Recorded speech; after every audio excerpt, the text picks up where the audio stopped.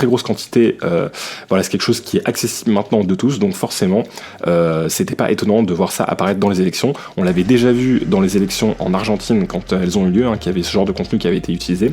Et donc là, forcément, des élections arrivent en France, et donc on voit apparaître aussi ce même genre de contenu. Et pourtant, les partis s'étaient engagés à ne pas utiliser ces outils, ou en tout cas à les étiqueter, ou à dire clairement que c'était de l'IA ou pas. Mais pourtant, voilà, concrètement, ce qui se passe, c'est qu'on a quand même ce genre de campagne qui existe. Et en plus, ce qui est assez, on va dire, vicieux avec ce genre de campagne, c'est que c'est rarement les comptes officiels de chaque parti qui vont publier ce genre d'image. Forcément, là, ce serait un petit peu trop risqué, je pense, de leur part, et ça pourrait être une atteinte à leur crédibilité.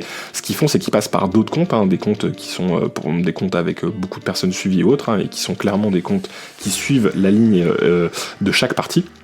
Et c'est ces comptes-là qui vont publier des images générées par IA, qui vont relier ce genre de choses.